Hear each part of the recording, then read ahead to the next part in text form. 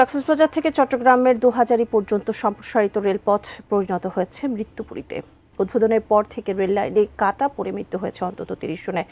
Rail ক্রসিংয়ে পর্যাপ্ত gateman না থাকার পাশাপাশি মানুষের অসতর্কতায় ঘটছে এমন দুর্ঘটনা। কক্সবাজার রেল স্টেশন থেকে বিস্তারিত জানাচ্ছেন প্রতিনিধি অর্পণ বড়ুয়া।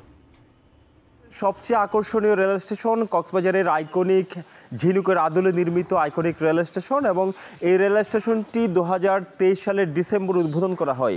উদ্বোধনের আগে থেকে বলা হয়েছিল যে এখানে দেশের নানান প্রান্ত থেকে, ঢাকা থেকে পর্যটকরা দিনে এসে দিনে ফেরত যেতে পারবেন এবং এখানে লকারের ব্যবস্থা করা হবে পর্যটকদের জন্য। কিন্তু দীর্ঘ সময় অতিবাহিত হওয়ার পরও এখানে লকারের ব্যবস্থা করা হয়নি। পাশাপাশি রেল স্টেশনের আশেপাশে আমরা কিছুটা ময়লা আবর্জনা পড়ে থাকতে দেখতে পাই।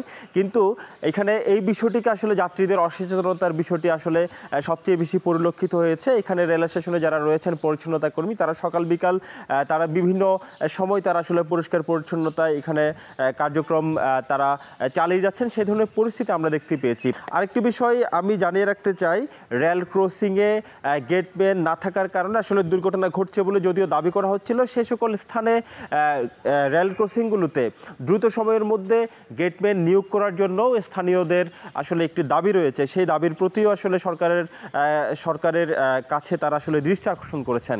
কক্সবাজার রেল স্টেশন থেকে এটুকু ছিল এখানকার সবশেষ।